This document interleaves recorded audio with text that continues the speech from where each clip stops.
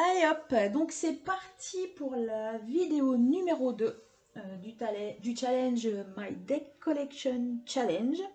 Les questions 8 à 14. Du coup, voilà, je reprends mes petites notes. Question numéro 8. Le jeu que je garderai jusqu'à la fin de ma vie. Alors clairement, la réponse, c'est tous. Ceci dit, puisqu'il fallait bien en choisir un, règle du jeu oblige, j'ai décidé de vous présenter celui-ci. C'est le Frida Kahlo Tarot. Alors, je suis une grande fan de Frida Kahlo. J'adore cette femme. J'adore son histoire. Je suis touchée par ce qui lui est arrivé, par ses histoires de cœur, par l'artiste incroyable qu'elle est. Et c'est vrai que quand j'ai vu que ce jeu existait, donc il est édité chez Fournier, je me suis même pas posé la question en fait. J'ai passé commande immédiatement. Il est magnifique. Alors, il est pas sur, c'est pas un Rider-Waite, hein.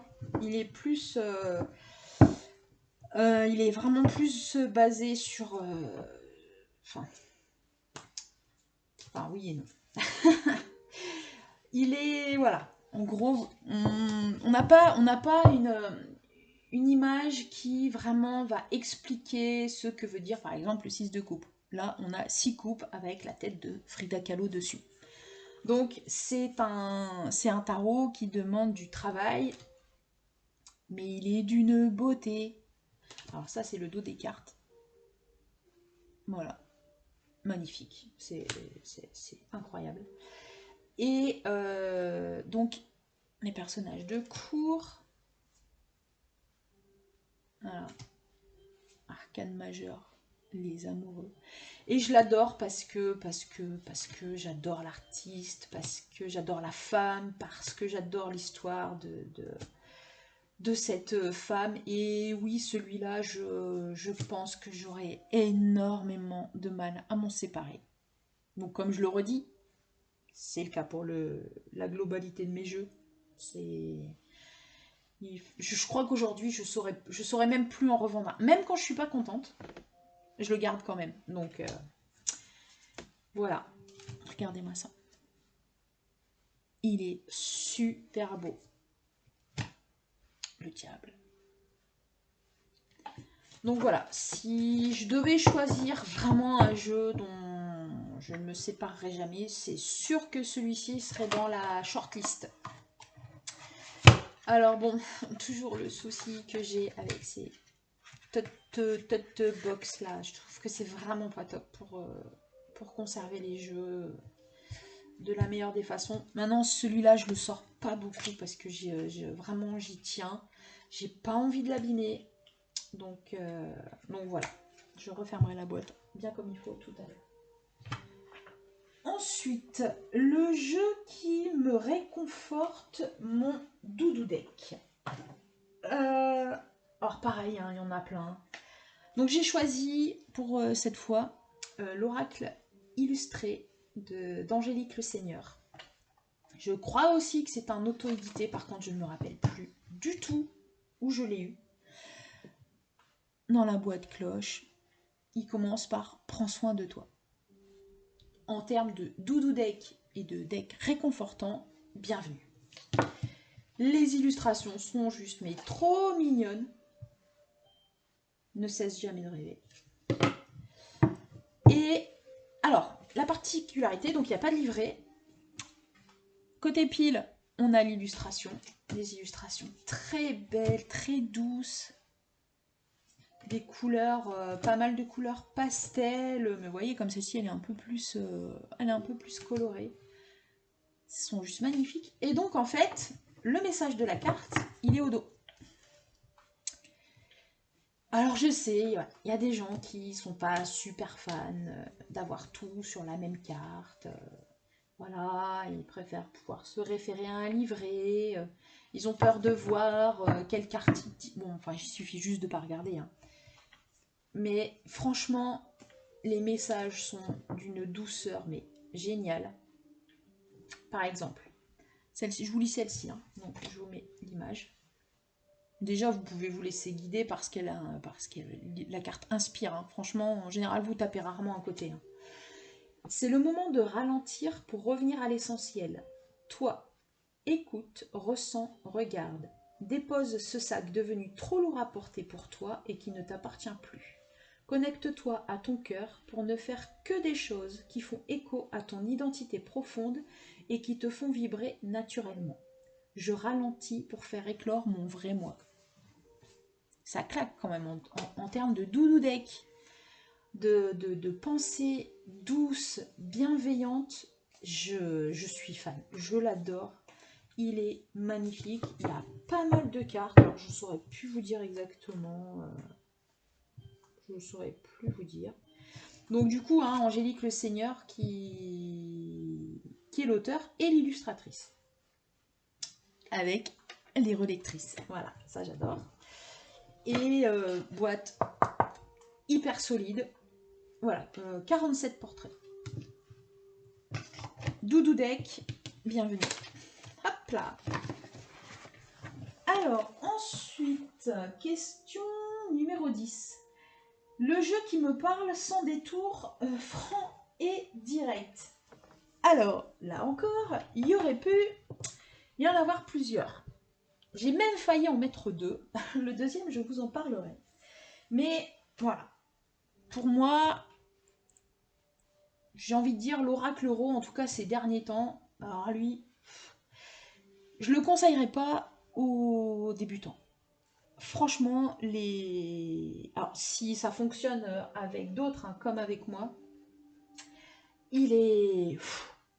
Ah, celui-là, il prend pas de détour. Il est... Bah, c'est ça, hein, franc et direct.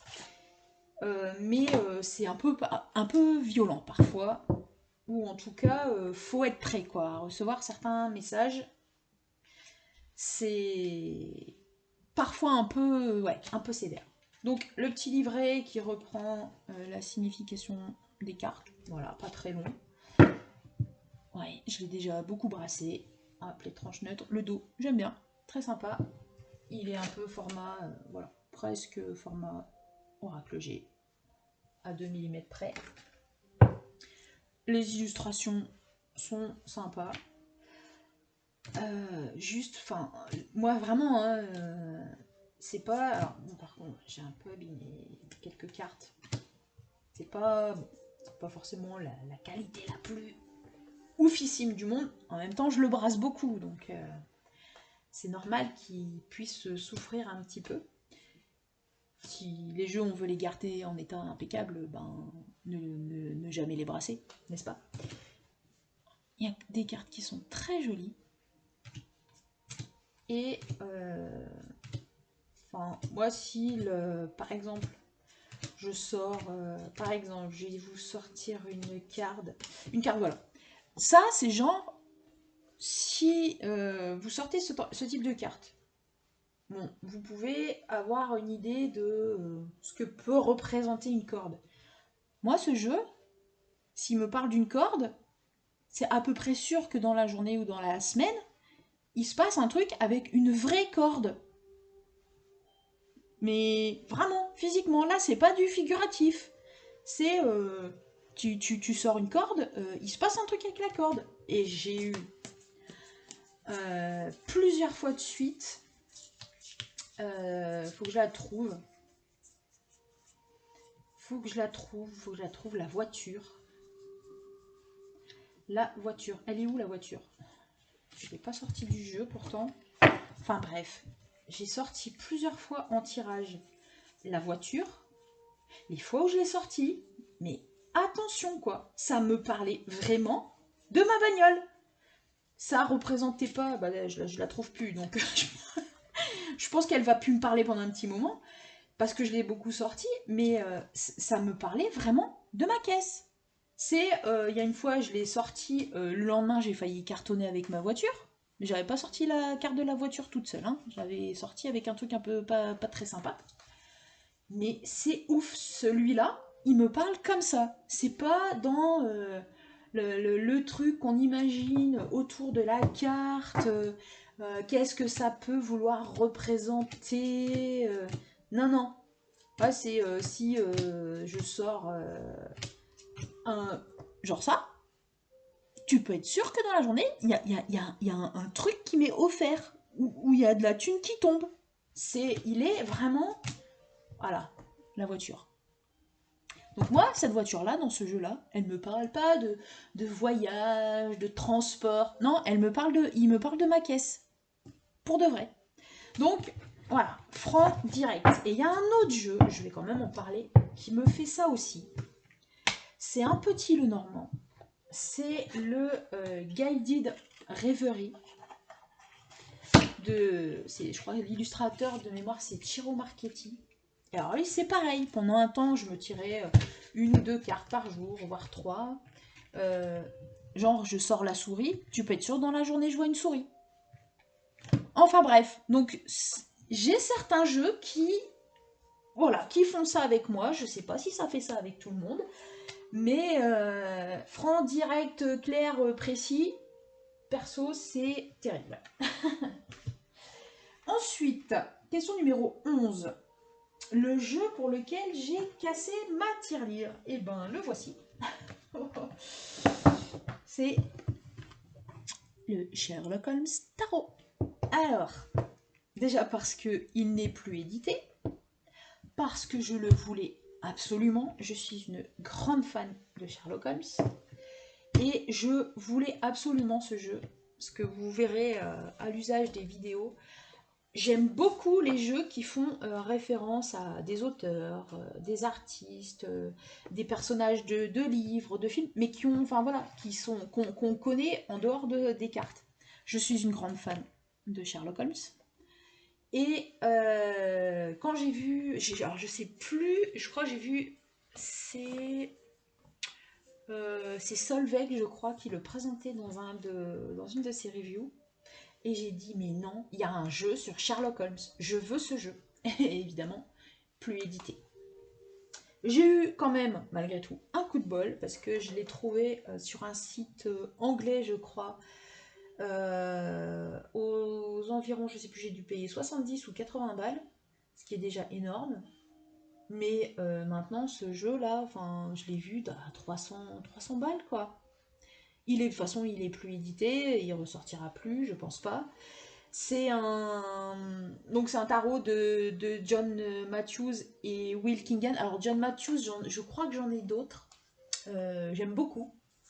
Par contre, voilà, il y a un truc que je déteste, c'est voilà, mais ça je vous l'ai déjà dit, c'est les deux tas là. Puis alors en plus, ils prennent pas, ça remonte pas jusqu'en haut en fait des deux tas. Donc j'ai peur de l'abîmer.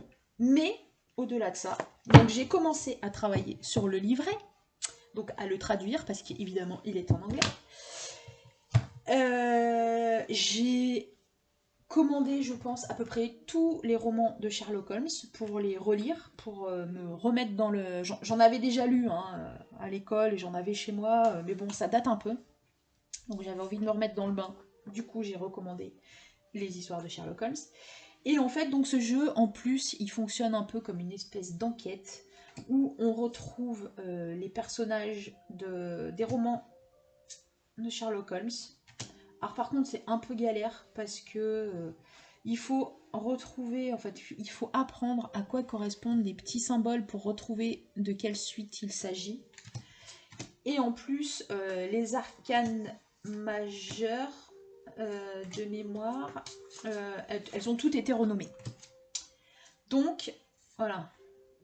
Par exemple, là, c'est l'inspecteur Lestrade. C'est le 0, donc c'est le fou, hein, je crois. Je dis pas de conneries. Enfin bref, de toute façon, j'arrive jamais à retenir tout. Et voilà, tout le monde, en fait, elles ont toutes été renommées. Donc, au-delà du fait que c'est un livre en anglais qui fait référence à un personnage et aux histoires du personnage, toutes les cartes ont été renommées. Ce qui complique un petit peu la pratique du jeu. La représentation d'Irène Adler, elle est ouf. Il est super beau. Il est super beau. Alors, bon, juste, il y a, alors vous le voyez peut-être pas bien, mais en bas de la carte, il y a un copyright. Ah, Burke.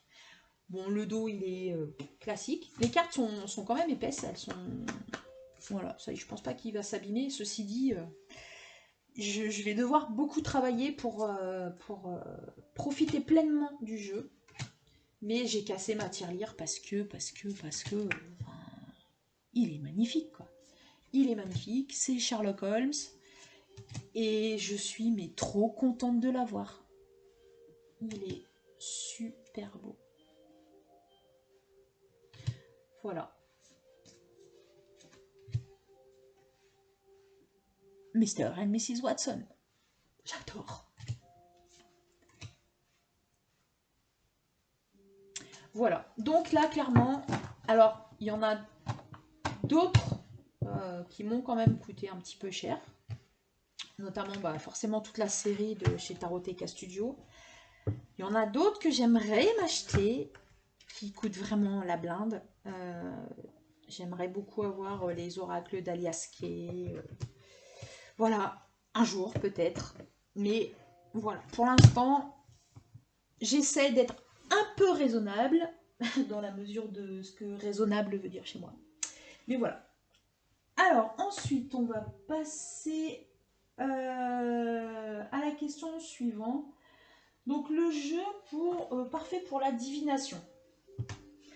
Bon, je vais pas vous représenter l'oracle euro, hein, parce que de toute façon, pour la divination, ils sont...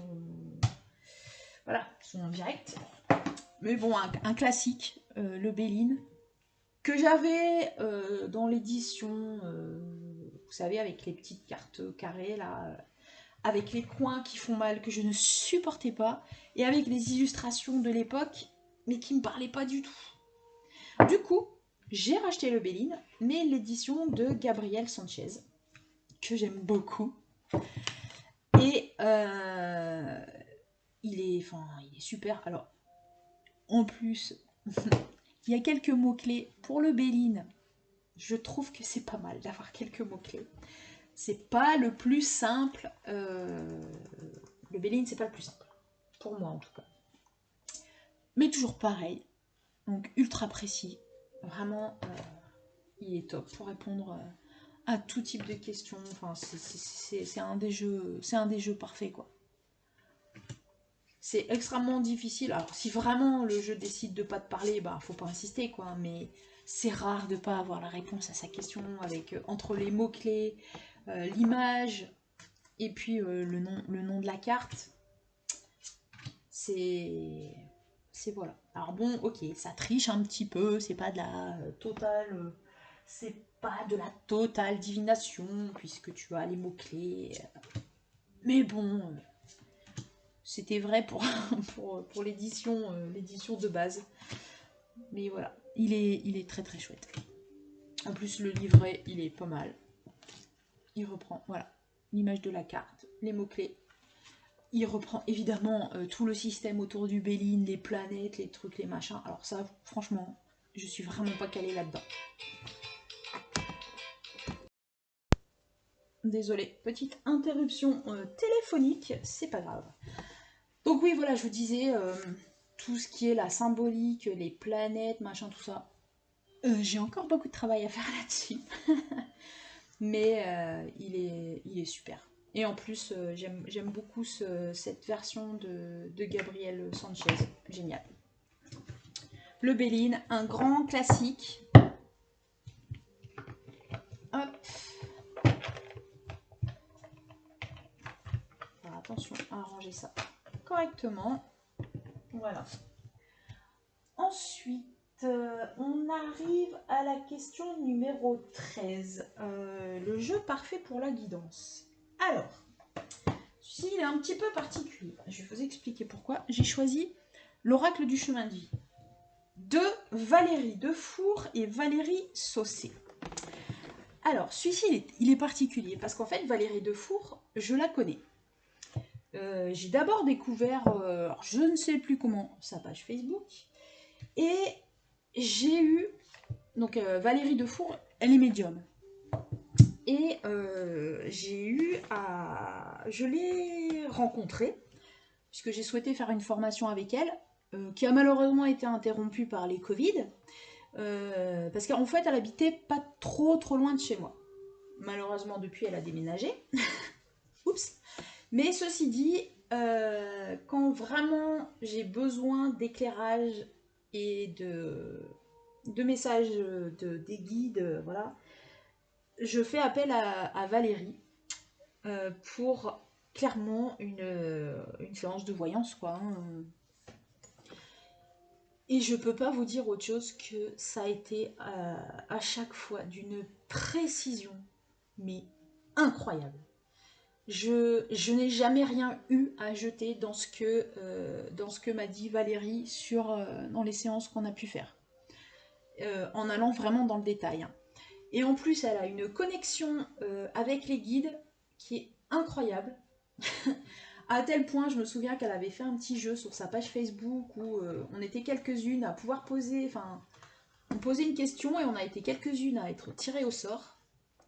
J'ai eu la chance d'être tirée au sort et donc elle a fait un petit live où elle a répondu aux questions en direct. Et donc, je reçois le message que Valérie me fait passer par rapport à la question. Et à un moment donné, par rapport à ce qu'elle dit, je me mets à rire. Et à ce moment-là, Valérie me dit, enfin, fait passer le message des guides, qui me dit, à cet instant-là, nous te voyons sourire. Ça m'a fait un choc. Je me suis dit, heureusement que je ne suis pas à poil dans ma baignoire. Non, mais sérieusement. Et du coup, voilà, j'adore Valérie. Elle fait des vidéos de temps en temps sur YouTube, donc je regarde. Et je suis super contente qu'elle ait sorti son oracle. J'en ai un autre que j'aurai l'occasion de vous présenter. Je crois qu'il y en a un troisième qui est sorti. Troisième, quatrième. En tout cas, voilà. Du coup, pour avoir la guidance et les messages, il est génial. Alors, très jolie carte, couleur très très douce, avec donc le message. Voilà, ne jugez pas trop vite la situation, elle mérite réflexion. Alors, le livret, il reprend exactement le message de la carte. Il n'y a pas d'explication supplémentaire. On a la carte en page pleine et le message.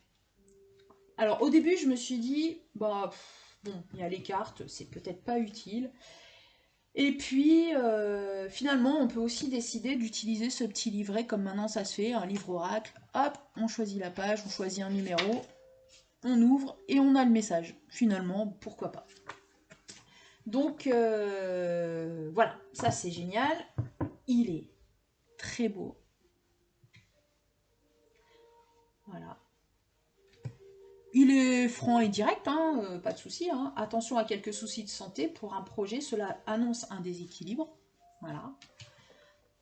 Trop d'embûches, l'abandon du projet est peut-être envisagé. Il est cash, pas de souci. Mais voilà, je l'adore. Et puis comme je sais que Valérie, elle est connectée plus pour en avoir fait l'expérience à plusieurs reprises. Voilà, ce jeu est parfait. Alors, j'ai un tout petit, mais vraiment minuscule regret. C'est que du coup, elle en a sorti des autres. Je vais quand même vous montrer l'autre que j'ai. Donc, c'est l'oracle du chemin spirituel. Et j'ai juste un petit regret. C'est qu'en fait, les cartes ne sont pas tout à fait identiques. Il y en a un qui a une bordure... Parce qu'en fait, je rêverais de les mélanger. Je les trouve ultra complémentaires. Et le problème, c'est que je ne peux pas les mélanger. Le dos des cartes différents, à la limite, ça ne me gênait pas. Mais le problème de la taille différente, là, c'est vrai que ça devient compliqué, en fait. Donc, et voilà, c'est juste ma toute petite déception. J'aurais aimé que les jeux soient identiques pour pouvoir travailler avec les deux, voire les trois, ou peut-être même les quatre en même temps. C'est dommage, mais en même temps, ça n'empêche absolument pas de recevoir les magnifiques messages des guides. Et c'est top. C'est top. Voilà. Hop, on range bien.